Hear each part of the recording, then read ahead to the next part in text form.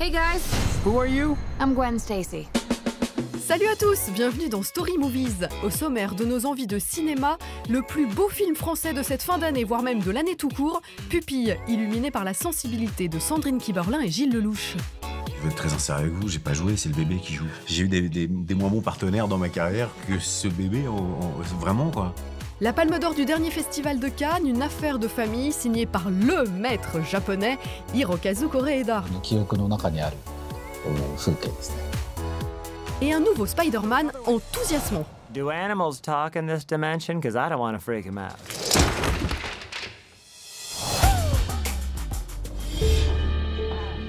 Ils se sont mis au service d'un film plus grand qu'eux.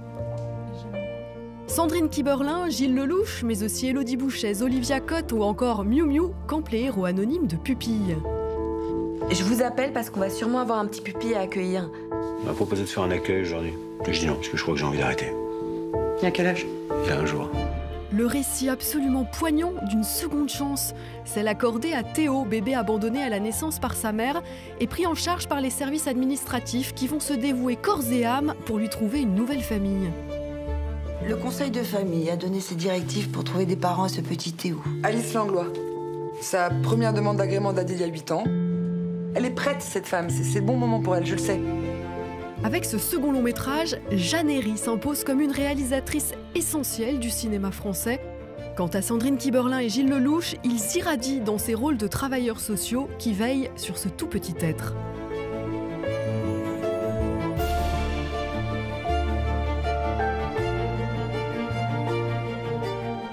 Ça va bien. Bah ouais, je vais bouger à 1h du mat, tu es content?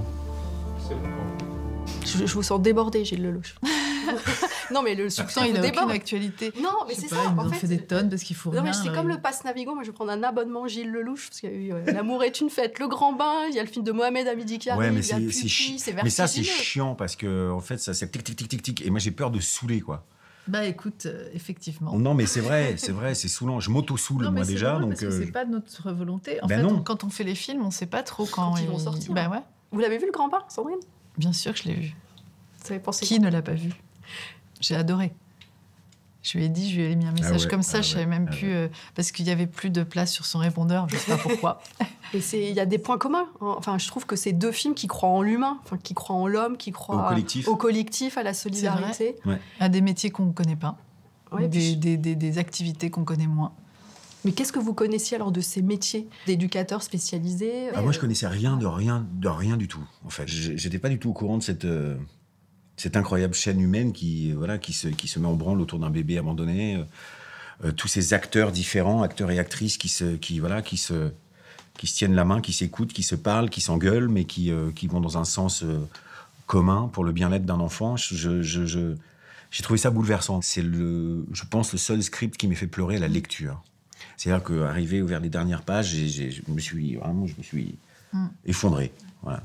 C'est à un moment donné, on a le sentiment que faire le métier d'acteur ou d'actrice prend son sens. Mais c'est ça, on a l'impression qu'il y a des films qui sont plus importants que les personnages, qu'il y a des c'est films sûr. qu'on fait pas pour soi en tant qu'acteur, pour un grand personnage, même si vous avez en l'occurrence des personnages très riches, mais pour une cause Oui, vous savez, c'est ces noble. films où on reçoit le scénario et puis on reste avec le scénario.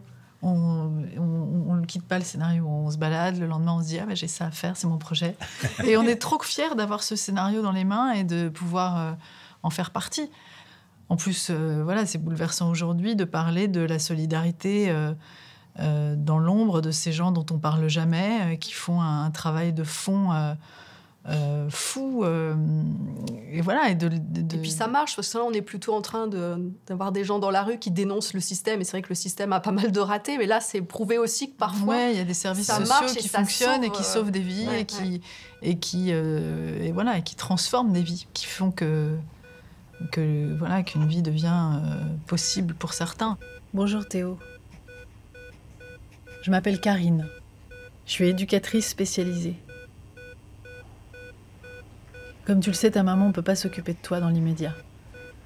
Mais elle nous a chargés de veiller sur toi. Et nous, on est là pour ça. Pour toi. On t'accueille comme tu es. Si ta maman maintient son choix, des personnes vont prendre une décision pour toi. Et tu auras un papa et une maman d'adoption pour la vie. Si elle se rétracte, alors on l'accueillera et on l'aidera à te retrouver et à s'occuper de toi.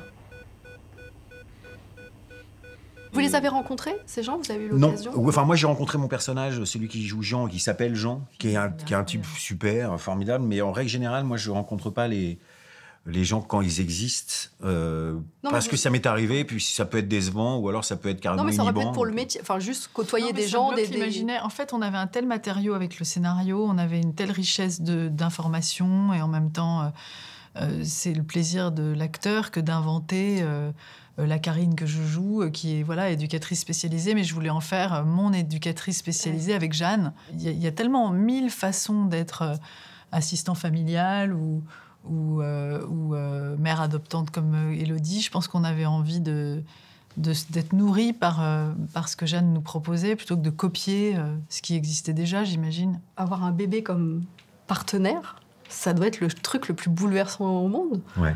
Je sais pas. Ça l'est, mais vous avez raison. Est-ce qu'on arrive même à jouer? Est-ce qu'on n'est pas complètement en train d'observer cette petite personne? On joue pas parce qu'on est... Enfin, c'est le bébé qui dicte sa loi, quoi. On a un bébé, donc on parle de manière différente, on bouge de manière différente. Je sais pas comment dire, vous vous plongez dans ses yeux, il faut le garder toute la journée dans ses bras. Enfin, pas toute la journée, mais le peu de temps où il est sur le plateau. Et ça crée un lien incroyable. Et moi, ça m'a réjoui, quoi. Ça m'a fait beaucoup de bien, en fait, de tourner ce film. Ça m'a fait du bien de faire ce film. Alors, je pleure beaucoup en ce moment dans des films français. J'ai aussi pleuré devant Le Grand Bain, mais alors celui-là, je pense que c'est un sommet. J'ai pleuré du début à la fin. Vous êtes ressorti comment de ce tournage? Un tournage, c'est bordélique. Il y a du bruit. Il y a des barres en métal dans tous les sens. Les chefs électro, les chefs machinaux, ils déplacent les trucs. Ça fait beaucoup de bruit. C'est même assez hystérique. Ouais. Là, c'était totalement feutré, très silencieux. Tout était mis à disposition du confort de ces bébés. Et du coup, c'est vrai qu'on a vécu ce tournage de façon un peu lunaire, presque. Et l'émotion revient quand vous voyez le film terminé avec la grâce de Jeanne, de son montage. Et donc, oui, à la fin de la projection, on n'en est pas large. En fait, je crois que je vais juste dire merci pour ce film. Ça, c'est Jeanne. Merci infiniment. Merci pour le collectif. Merci infiniment. Merci. Vraiment. T'inquiète pas, ça va bien se passer. T'es un super mec.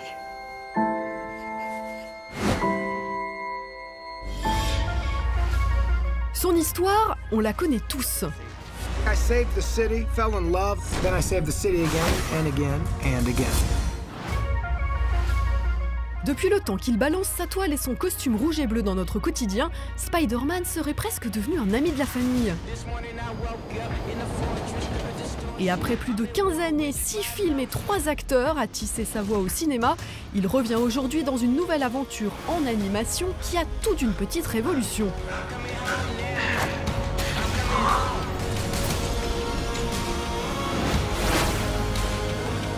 Sous le masque, ce n'est plus Peter Parker, mais Miles Morales, un modeste gamin de Brooklyn, qui à cause d'un micmac interdimensionnel, se retrouve à enfiler le costume pour une aventure grisante et d'une beauté folle à la frontière entre cinéma et bande dessinée.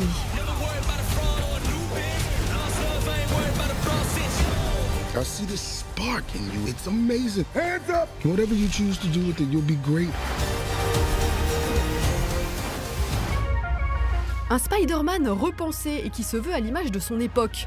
Une idée forte, introduite dès sa naissance en 1962 par ses créateurs Stan Lee et Steve Ditko. Décryptage par le BD-phile et expert de l'homme araignée, Daniel Andreev. 62, avoir un gamin adolescent qui est réprimé, qui vit mal le fait de grandir, qui vit mal son adolescence, qui est rejeté, et c'est complètement différent. Spider-Man s'adresse à une toute nouvelle génération de lecteurs, puisque évidemment il est adolescent, mais il y a un truc très important dans Spider-Man et qu'on n'a pas vraiment avec les autres super-héros, c'est qu'il est dans la dèche. Il galère au jour le jour, et il se dit merde, il faut que je fasse des petits boulots pour joindre les deux bouts. Et ça, c'est un vrai truc de communication entre le personnage et le lecteur. I love this burger, so delicious. One of the best burgers I've ever had. You have money, right?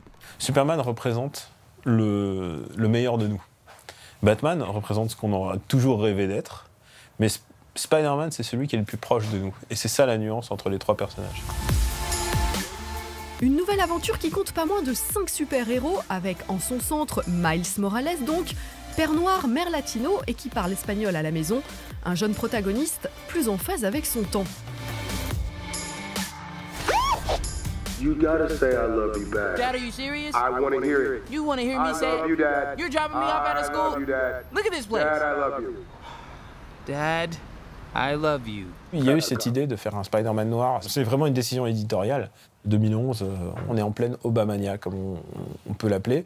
Et aussi de la popularité d'un autre comédien qui s'appelle Donald Glover. Et il y a vraiment cette influence de merde, il faut représenter quand même ces gamins, il faut leur donner quelque chose. My name is Miles Morales. I'm the one and only Spider-Man. At least that's what I thought. You ever hear of a Super Collider? You're gonna love this. Dimension opening now. You're like me.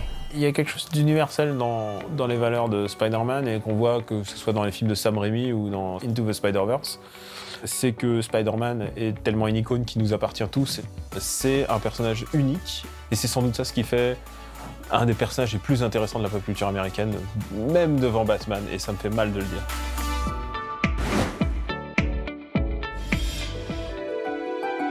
C'est un maître de l'élégance. Son cinéma s'apparente à de l'orfèvrerie.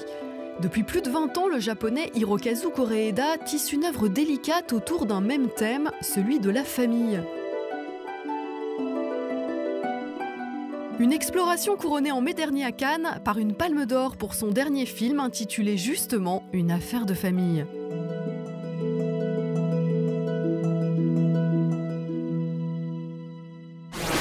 Par une froide soirée d'hiver, un père et son fils recueillent une petite fille délaissée par ses parents et l'incluent dans leur drôle de famille, unie par un sacré sens de la débrouille, mais aussi de lourds secrets.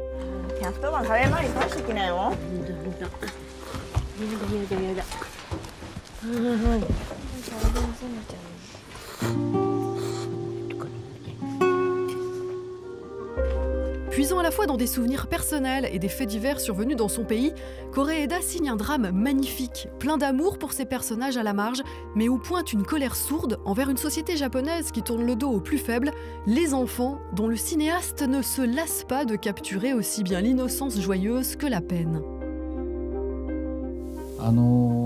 決して豊かではない経済的には豊かではない環境で育ってるんですけども、今回の映画で描いたような木造の平屋の6畳と3畳の2間に6人で暮らしていたので、僕の部屋はなかったので、この映画の少年と同じように押し入れが僕のパーソナルスペースだったんですよね。今回の映画は自伝ではないですけども、少年が押し入れから家族を見ている目線みたいなものは僕の子供時代とかなりこうリンクしている、自分の記憶の中にある風景ですね。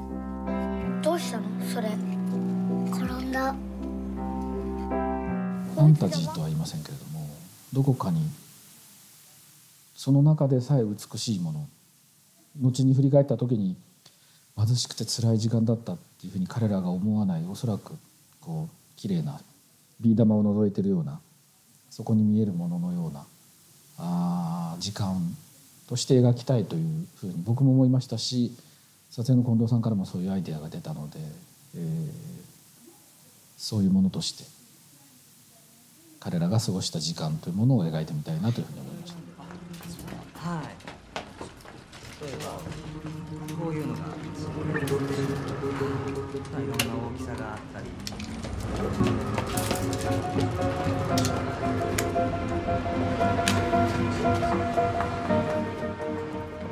好きなのはフェリーニのアマルコルドとかトリュフォーの大人は分かってくれないとか天狼地のケスとか好きですけど、うまいなっていう、これどうやってやってんだろうなとかって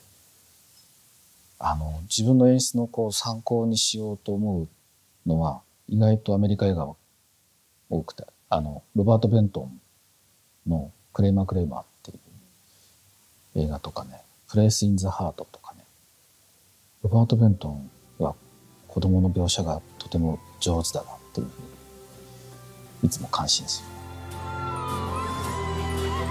それどこでつながってると思ってんだよ。